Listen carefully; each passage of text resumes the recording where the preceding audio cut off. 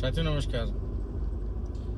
साथियों, देश में आजकल क्या चल रहा है ये आप सभी लोग न्यूज में देख रहे होंगे, पढ़ रहे होंगे, और फेसबुक, व्हाट्सएप, ट्विटर पे भी बहुत जोरों से वॉर चल रही है धर्म की।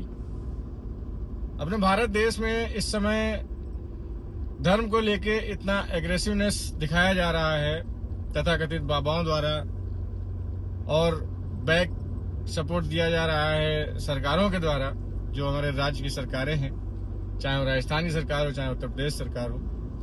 आप सभी को ज्ञात होगा कि संभल का केस कैसे निकला, और संभल में जो दावा किया जा रहा है कि यहाँ पहले मंदिर था, कुछ भी था, कोर्ट ने उसके जांच के आदेश भी दे दिए। उसके बाद आपने देखा दंगे भी हुए, लोग मारे भी गए और आग लग गई पूरे देश में। इसी आग की कड़ी में 2-3 दिन पहले अजमेर शरीफ पे भी एक चिंगारी छोड़ दी गई। चिंगारी छोड़ी गई कि अजमेर शरीफ में भी शिव मंदिर है, इसकी खुदाई की जाए तो शिव मंदिर निकलेगा। जो भी है, मगर इसका भी आदेश निचली अदालत ने जांच का आदेश दे दिया। तो अब फिर एक आग लग गई देश में, दूसरी आग। संभल की आग ठंडी नहीं हुई, एक अजमेर की आग फिर से लग गई। फिर वही होगा, 2 दिन बाद कुछ ना कुछ खुराफात होगी, दंगे होंगे, चंद लोग मरेंगे, किसी का बच्चा मरेगा, किसी का भाई मरेगा, किसी का बाप मरेगा। कुल मिला के इस देश में इंसान की कीमत कुछ नहीं रह गई है।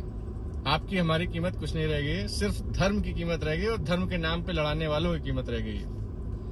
सवाल मेरा ये है कि बागेश्वर धाम के धीरेन्द्र शास्त्री जी ने एक बयान 3-4 दिन पहले दिया था कि भारत देश में 100 करोड़ हिंदू हैं, और 100 करोड़ हिंदुओं में अगर 1 करोड़ हिंदू सड़क पे आ जाए तो आप लोगों के घर छीनने से बच सकते हैं। तो ये उनकी धमकी थी या क्या था, ये जरा एक बार सोचिएगा जरूर। ऐसे भड़काऊ भाषण देने वाले लोग, ऐसे भड़काऊ प्रवचन देने वाले लोग, धर्म के जो ठेकेदार बने हुए हैं, वो सरकारों से सवाल क्यों नहीं करते हैं, सरकारों से क्यों नहीं पूछते हैं कि ये जो 1 करोड़ लोगों को सड़क पे लाने की बात हो रही है, कि इतने बेरोजगार कहाँ जाएंगे। इतने सारे, ये 1 करोड़ की बात कर रहे हैं, 10 करोड़ बेरोजगार निकल आएंगे भारत देश में, जो आज भी सड़कों पे ही हैं। आज भी उनके पास रोजगार नहीं है। बड़ी बड़ी डिग्री लेके लोग 2-2, 4-4, 5-5, 6-6 हजार की नौकरी कर रहे हैं। मैंने खुद देखा है लोगों को, ग्रेजुएट की डिग्री है, इंजीनियर हैं, बीटेक होल्डर हैं, फिर भी 8 से 10 हजार की नौकरी वो मजबूरी में कर रहे हैं अपना पेट पालने के लिए। मजबूरी है उनकी। तो शिक्षा का स्तर इतना गिर चुका है, बेरोजगारी इतनी बढ़ चुकी है कि इस देश को संभालना सरकारों के हाथ में अब नहीं रहा है। तो सरकारों ने यह सोचा कि बाबाओं का सहारा लिया जाए। बाबाओं का सहारा लिया और धर्म के नाम पर राजनीति होने लग गई है। अब ये जो धर्म के नाम पर राजनीति चल रही है, ये कहां तक आप लोगों के घरों का चूल्हा जलाएगी, इधर एक बार सोचिएगा।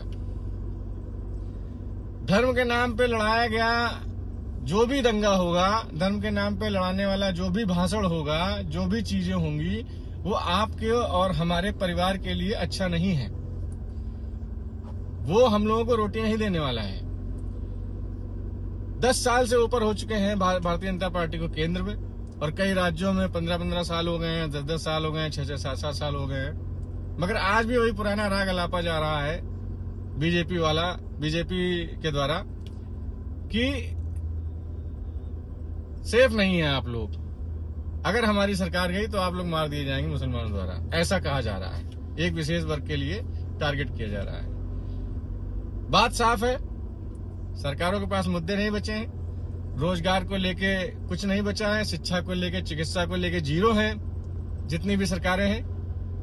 तो कुछ नहीं करना है तो धर्म के नाम पे आग लगाओ, लोगों को भड़काओ, क्योंकि बेरोजगारी इस हद तक बढ़ चुकी है, लोग इस हद तक पागल हो चुके हैं कि उनको अब कुछ नहीं दिखता है, कुछ भी नहीं दिखता है उनको कि हम क्या सही कर रहे हैं और क्या गलत कर रहे हैं। हमने बहुत से ऐसे पढ़े लिखे लोग भी देखे हैं जो कई लोगों को गुमराह करते हैं और गड्ढे में धकेलने का काम करते हैं। तो मैं आप सभी लोगों से कहना चाहूंगा, ये जो चल रहा है देश में, अपना देश कितना आगे जा रहा है विश्व स्तर पे।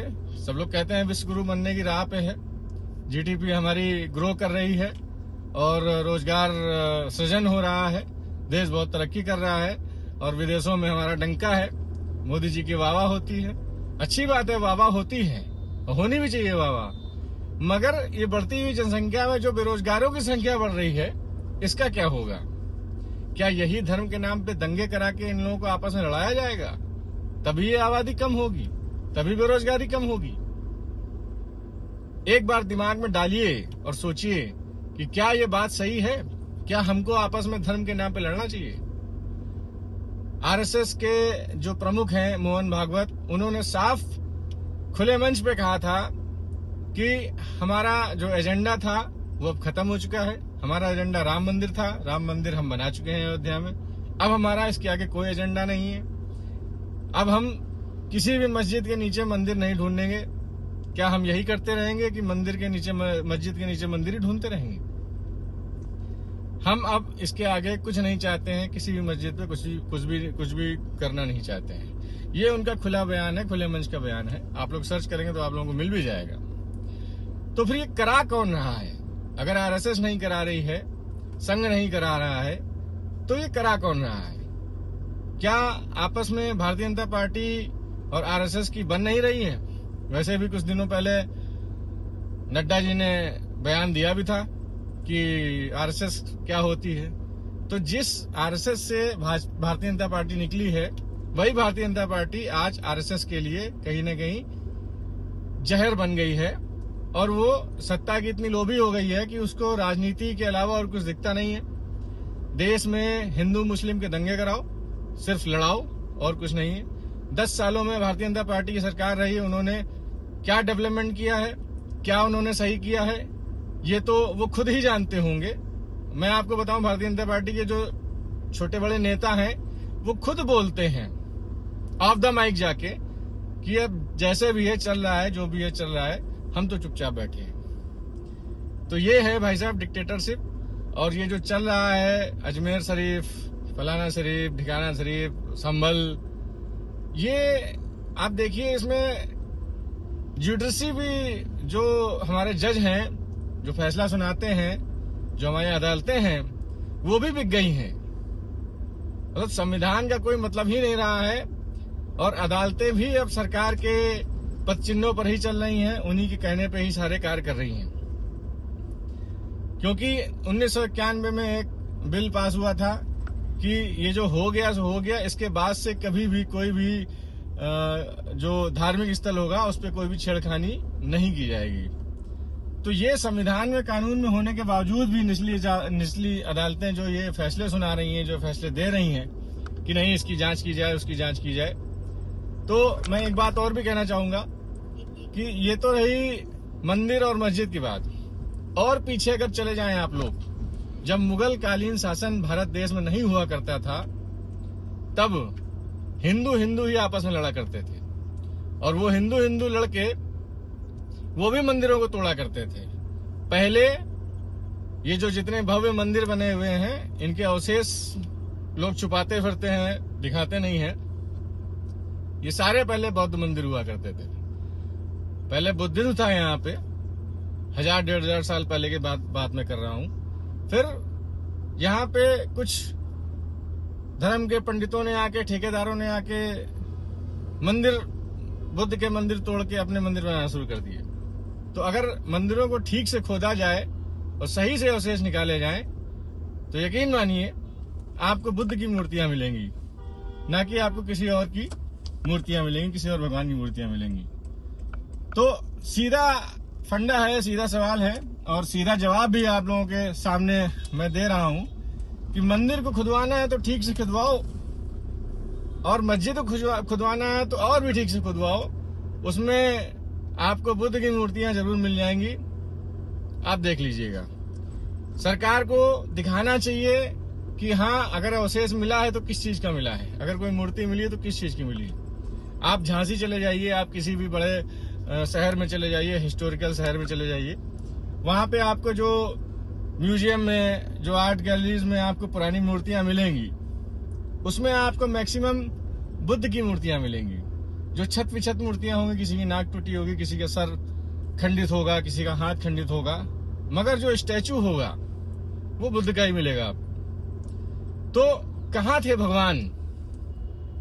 बुद्ध के बाद भगवान आए कि बुद्ध के पहले भगवान थे? ये जरा एक बार सोचिएगा। मुसलमान तो आए, मुगल आए, उन्होंने मंदिर तोड़े, मंदिर तोड़कर उन्होंने मस्जिद बनाई, ये बात मैं भी कमिट करता हूं, बट हर चीज को लेके इस पे राजनीति करना ये ठीक नहीं है। फिलहाल के लिए इतना ही, आगे कुछ और होगा तो मैं आपके साथ गुफ्तगू करूंगा आके। बहुत बहुत धन्यवाद।